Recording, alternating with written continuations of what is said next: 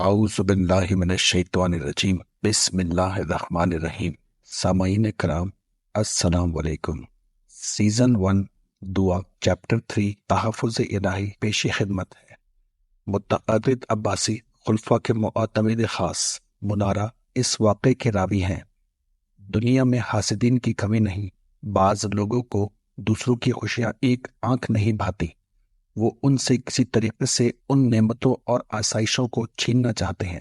زیر سماعت دلچسپ کہانی ایک اموی رئیس کی ہے جو حاسدین کی نگاہ میں آ گیا تھا، مگر اللہ تعالیٰ نے اس کی دعاؤں کو سن لیا اور اس سے آزمائش کو ہٹا لیا۔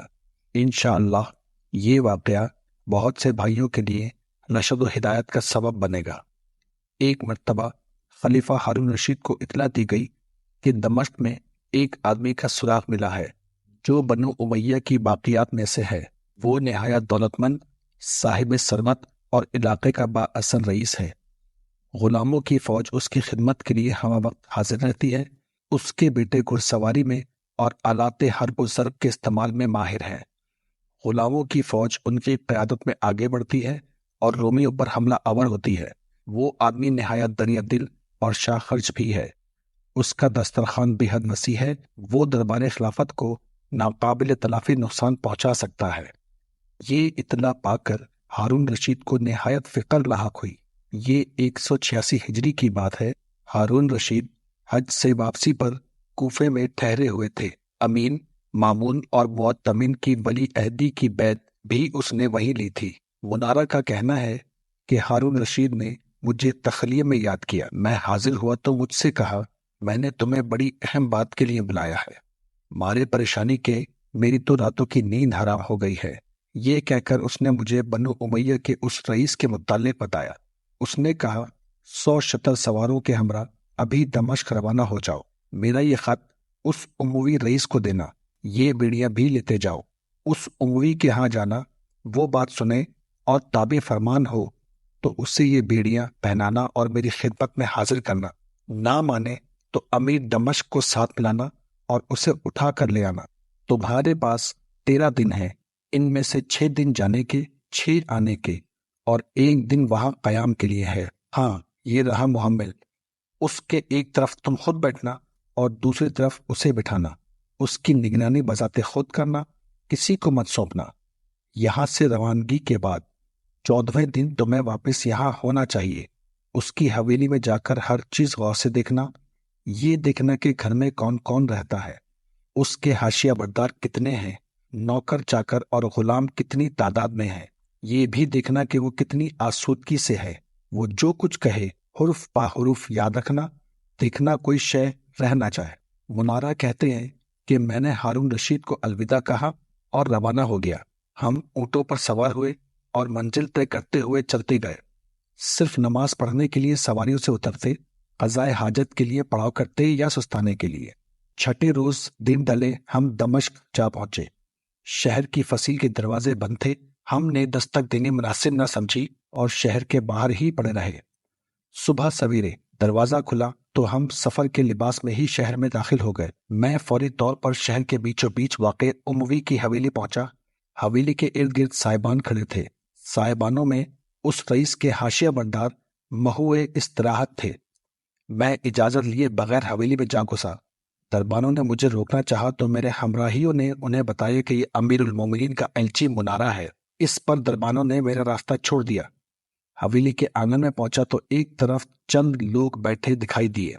میں ان کی طرف بڑھا۔ وہ مجھے اجنبی دیکھ کر میرے استقبال کو اٹھے اور میرا خیر مقدم کیا۔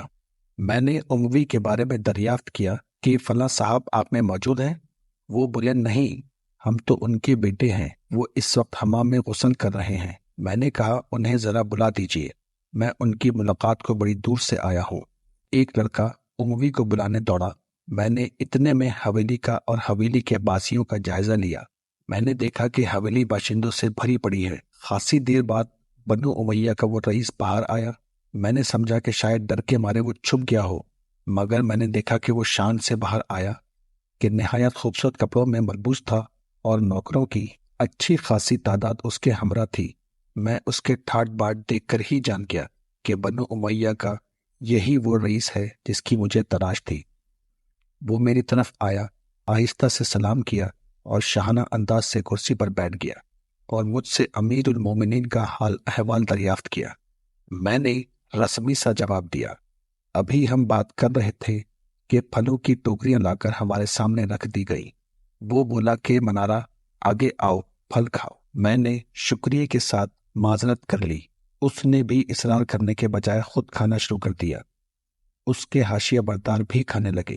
پھل کھانے کے بعد اس نے ہاتھ دھوئے اور کھانا لگانے کا حکم دیا۔ پرتکلف خوان نعمت حاضر کیا گیا۔ رنگا رنگ کھانوں کے لحاظ سے اس کا دسترخوان کسی خلیفہ کے دسترخوان سے کم نہیں تھا۔ مجھ سے کہنے لگا، منارہ آؤ بھائی، کھانے میں ہمارا ہاتھ بٹاؤ۔ کسی خلیفہ کی طرح وہ بھی مجھے میرے نام سے ہی پکار رہا تھا۔ میں نے کھانے سے معذرت کر لی۔ اس نے بھی اصرار نہیں کیا۔ وہ خود، اس کے 9 بیٹے، ان کے بیٹے، مصاحبان خاص اور حاشیہ بردار کھانے میں مصروف ہو گئے۔ میں نے اس کا کھانے کا انداز ملاحظہ کیا تو دیکھا وہ بادشاہوں کی طرح کھانا کھاتا ہے۔ وہ اطمینان سے کھانا کھا رہا تھا۔ بظاہر اسے کوئی پریشانی نہیں تھی۔ کھانے کے شروع ہوتے ہی حویلی میں جو ہلچل سی مچی تھی وہ تھم گئی۔ میں جب حویلی آیا تھا تو حویلی کے غلاموں نے میرے اونٹوں کی نکیلیں پکڑ لی تھی اور میرے ساتھیوں کو اونٹوں سمیت دوسری حویلی میں جا ٹھہرایا تھا۔ میں یہاں اکیلا رہ گیا تھا۔ میرے ساتھ محض 6 یا 7 لوگ ہی تھے۔ میں نے سوچا یہ رئیس تو بڑا زبردست آدمی ہے، میں بذات خود اس سے گرفتار نہیں کر پاؤں گا۔ لگتا ہے امیر دمشق کی مدد لینی پڑے گی۔ اموی رئیس کو تو میری پرواہ ہی نہیں تھی، وہ مجھے میرے نام سے پکارتا تھا۔ میں نے 2 بار کھانے سے انکار کیا تو بھی اس نے کچھ توجہ نہیں کی اور اطمینان سے کھانے میں مصروف ہو گیا۔ نہ یہ پوچھتا ہے کہ میں اس کے پاس کس مقصد سے آیا ہوں۔ مجھے تو شدید گھبراہٹ ہونے لگی تھی۔ میں انہی سوچوں میں غلطاں پیچا تھا کہ اس نے کھانا کھا کر ہاتھ دھوئے اور لبان منگوایا۔ لبان کی دھنی لے کر وہ نماز کے لیے جا کھڑا ہوا۔ اس نے نہایت خشوع و خضوع سے ظہر کی نماز پڑھی۔ نماز کے بعد دیر تک دعا کرتا رہا۔ محراب سے پلٹا تو میری طرف آیا۔ دریافت کیا، منارہ کس مقصد سے آئے ہو؟ عرض کیا، امیر المومنین کا فرمان ہے آپ کے لیے۔ یہ کہہ کر میں نے خط نکالا اور اس کے حوالے کر دیا۔ اس نے خط کی مہر اتاری اور خط پڑھا۔ اپنے بیٹوں اور حاشیہ نشینوں کو بلایا۔ میں نے سمجھا کہ اب یہ مجھے پٹوائے گا۔ وہ سب آ چکے تو اس نے حکم دیا کہ بکھر جاؤ، متفرق ہو جاؤ۔ 2 آدمی ایک جگہ اکٹھے نہ رہیں، اپنے اپنے گھروں میں رہو۔ کوئی آدمی تا حکم ثانی گھر سے باہر نہ نکلے۔ اس کے بعد امیر المومنین کا خط نکال کر دکھایا۔ یہ امیر المومنین کا خط ہے، انہوں نے مجھے اپنے ہاں بلایا ہے۔ میں ایک لختے کی تاخیر کیے بغیر روانہ ہو جانا چاہتا ہوں۔ میرے بعد تم لوگوں کا خیال رکھنا، کوئی غلام میرے ساتھ مت آئے۔ پھر وہ مجھ سے مخاطب ہوا اور کہا کہ منارہ لاؤ اپنی ہتکڑیاں اور بیڑیاں۔ میں نے بیڑیاں منگوائی۔ لوہار کو بلوایا گیا۔ اموی رئیس نے ٹانگیں پھیلائی۔ لوہار نے بیڑیاں پہنا دیں۔ میں نے غلاموں کو حکم دیا کہ رئیس کو اٹھا کر محمل میں بٹھا دیں۔ میں محمل کی ایک طرف بیٹھ گیا، دوسری طرف رئیس کو بٹھا دیا گیا۔ ہم فوراً روانہ ہو گئے۔ میں نہ تو امیر دمشق سے ملا نہ کسی اور سے۔ ہم دمشق کے باہر پہنچے تو وہ بڑی خوش دلی سے باتیں کرنے لگا۔ غوطہ کا خوشنما باغ نظر آیا تو وہ کہنے لگا، یہ باغ دیکھ رہے ہو؟ میں نے کہا، ہاں دیکھ رہا ہوں، یہ باغ میرا ہے، اس میں بڑے نایاب درخت ہیں۔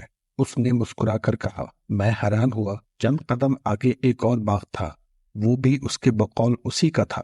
موضع حسان کے کھیتوں میں اور سریہ کی بستی میں پہنچے تو بنو امیہ کے اس رئیس نے کہا کہ یہ سب کچھ میرا ہے۔ اس نے ایک ایک کھیت اور بستی کی ایک ایک عمارت کا احوال بیان کیا۔ میری حیرت بڑھتی جا رہی تھی۔ میں نے اس سے کہا، مجھے آپ کے طرز عمل پر بڑی حیرت ہو رہی ہے۔ وہ بولا، حیرت کیوں کر ہو رہی ہے؟ میں نے عرض کیا، کیا آپ نہیں جانتے؟ آپ کے متعلق خبر پا کر امیر المومنین کو بے حد پریشانی ہوئی تھی۔ انہوں نے مجھے روانہ کیا کہ آپ کو ہر صورت گرفتار کر لاؤں۔ آپ پھر بھی بے فکر ہیں، مزے سے اپنے باغات اور اپنی اراضی کے متعلق باتیں کر رہے ہیں۔ میں تو آپ کو بہت عقل مند سمجھا تھا۔ وہ ہنس کر بولا، منارہ تم نے مجھے ٹھیک طرح سے پہچانا نہیں۔ میں نے سوچا کہ تم خلفاء کے مصاحب رہے ہو، کامل العقل آدمی ہوگے، لیکن اب پتہ چلا کہ عام آدمی کی عقل میں اور تمہاری عقل میں کچھ خاص فرق نہیں ہے۔ جہاں تک اس بات کا تعلق ہے کہ امیر المومنین میری وجہ سے پریشان ہوئے تھے اور انہوں نے تمہیں مجھ کو گرفتار کرنے کے لیے بھیجا تھا، مجھے اس معاملے میں اللہ تعالیٰ پر پورا بھروسہ ہے۔ تمام معاملات کی باغ ڈور اللہ تعالیٰ کے ہاتھ میں ہے۔ اگر اس نے نہیں چاہا تو امیر المومنین میرا بال بھی کا نہیں کر سکتے، اور اگر اس نے چاہا ہے کہ امیر المومنین کے ہاتھ میرے خون سے رنگے ہو تو دنیا کی کوئی طاقت مجھے قتل ہونے سے نہیں بچا سکتی۔ بس یہی بات مجھے اطمینان دلاتی ہے۔ اب جب مجھے تمہارے مبلغ علم و عقل کا حال معلوم ہو چکا ہے تو میں تم سے راستے بھر کوئی بات نہیں کروں گا۔ اتنا کہہ کر وہ خاموش ہو گیا۔ اس نے باقی راستے بھر کوئی بات نہیں کی۔ راستے بھر وہ قرآن کی تلاوت کرتا رہا اور تسبیح و تحلیل اور دعاؤں میں مصروف رہا۔ 13ویں روز ظہر کے بعد ہمیں شہر کوفہ کے مضافاتی مکان دکھائی دینے لگے۔ ہم امیر المومنین کی خدمت میں حاضر ہوئے۔ انہوں نے کہا، سارا ماجرا حرف بحرف سناؤ۔ میں نے تمام ماجرا اور عموی رئیس کی تمام باتیں حرف بحرف بیان کر ڈالی۔ وہ حمل میں جو باتیں ہوئیں وہ بتائی تو امیر المومنین نے کہا، ہاں واقعی اس نے بالکل ٹھیک کہا، یہ آدمی بلا شبہ قابل تکریم ہے، ہم نے اسے ناحق زج کیا۔ بیڑیاں کھول کر عموی رئیس کو امیر المومنین کی خدمت میں حاضر کیا گیا۔ امیر المومنین شرمندہ شرمندہ سے تھے۔ عموی رئیس آگے بڑھا اور سلام خلافت پیش کیا۔ امیر المومنین نے اسے اپنے قریب بٹھایا، حال احوال دریافت کیا اور کہا، میں بے حد شرمندہ ہوں، ہم نے آپ کو ناحق پریشان کیا، آپ کی کوئی حاجت ہو تو بیان کیجیے۔ عموی رئیس نے جواباً بہت مناسب باتیں کہیں۔ امیر المومنین کا شکریہ ادا کیا اور کہا، مجھے واپس اپنے علاقے میں جانے کی اجازت مرحمت فرمائیے۔ امیر المومنین نے با اصرار کہا، پھر بھی کوئی ضرورت ہو تو بتائیے، آپ علاقے کے رئیس ہیں، کوئی نہ کوئی ضرورت تو پڑ ہی سکتی ہے۔ اس نے کہا، امیر المومنین آپ کے عامل بڑے منصف مزاج ہیں، وہ ہماری تمام ضروریات کا خیال رکھتے ہیں، اللہ تعالیٰ آپ کو جزائے خیر عطا کرے۔ ہارون الرشید نے اسے الوداع کرتے ہوئے کہا کہ جائیے، صحیح سلامت اپنے وطن واپس پہنچ جائے، کوئی ضرورت ہو تو خط لکھ کر ضرور بتائیے گا۔ مجھ سے فرمایا، منارہ عموی رئیس کو صحیح سلامت ان کے وطن پہنچا دو۔ میں نے حکم کی تعمیل کی اور عموی رئیس کے ہمراہ ایک مرتبہ پھر دمشق روانہ ہو گیا۔ سامعین کرام، اس عموی رئیس کی دعائیں اللہ تعالی نے سن لی، اس کی سچائی اور خلیفہ کے ساتھ اس کا اخلاص کام آ گیا۔ بلا شبہ اللہ تعالیٰ دعاؤں کی بدولت اپنے بندوں کی حفاظت خود فرماتا ہے۔ سامعین کرام، امید کرتا ہوں کہ یہ قصہ بھی آپ کی دلچسپی کا باعث بنا ہوگا۔ اجازت دیجیے، اللہ حافظ۔